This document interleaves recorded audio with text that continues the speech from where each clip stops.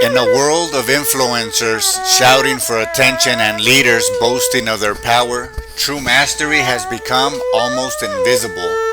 We have forgotten what real wisdom looks like. The writings from 2,500 years ago provide us with a precise field guide, not a passive philosophy, but to the specific character of the sage.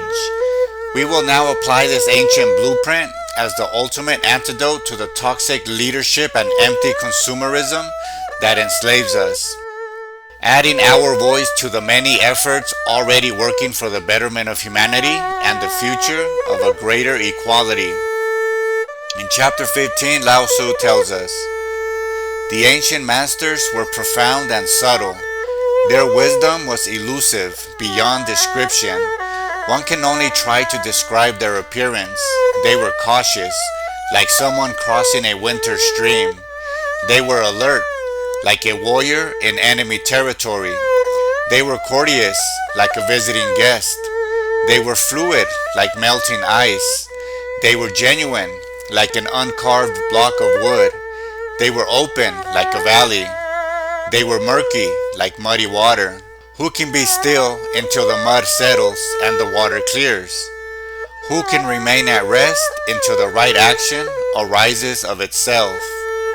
Those who hold this Tao do not seek to be full, and because they are not full, they can be worn out and yet ever new." This chapter is a masterpiece of character archaeology. Lao Tzu doesn't give us a list of doctrines. He gives us a portrait of a person who has mastered the art of living. He uses 7 stunning metaphors to paint a picture of a consciousness that is the polar opposite of our modern ideal. Cautious, like someone crossing a winter stream. This isn't fear. It's profound respect for context and consequence. Every step is mindful, measured, and attuned to the environment. Alert, like a warrior in enemy territory. This is hyper-awareness, not paranoia. It is the ability to read the subtle currents of a situation before they become dangerous. Fluid like melting ice. The sage isn't rigid in their views or plans.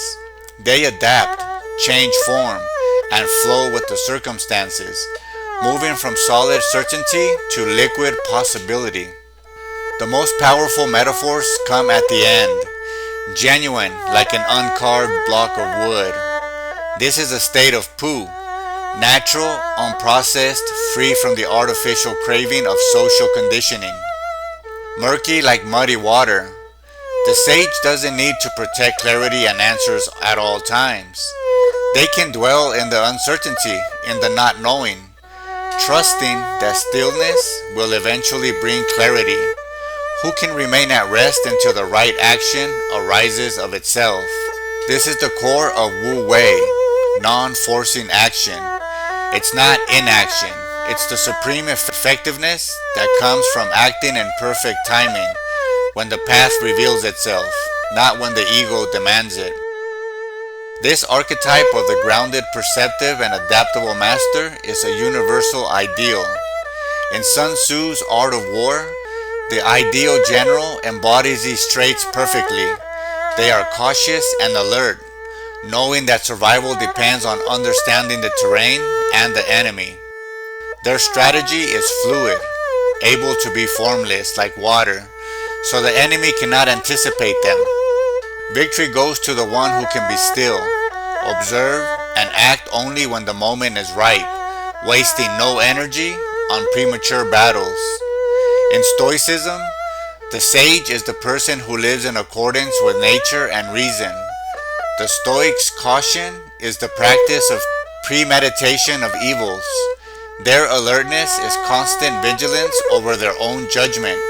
Their fluidity is the acceptance of the ever-changing nature of life, amor fati, and their genuineness is the commitment to living with virtue and integrity regardless of external appearances. In Buddhism, the qualities of the Taoist sage mirror the mindfulness and equanimity of a seasoned meditator. They're cautious with their speech and actions, right action.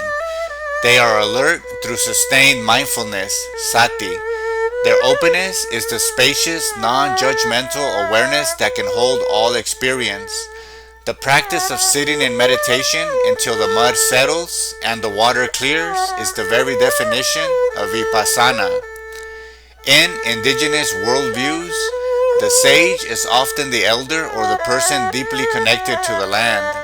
Their cautious nature reflects a deep understanding of natural cycles and consequences. Their genuineness comes from living in harmony with their environment, not trying to dominate it. They embody the uncarved block.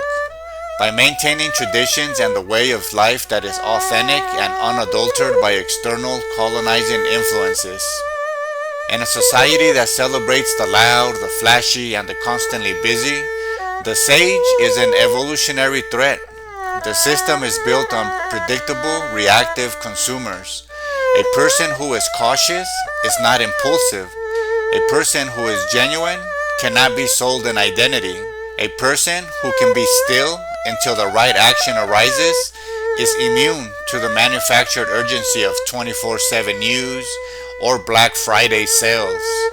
This knowledge is the ultimate banned wisdom because it creates individuals who are ungovernable by fear and unseducible by status.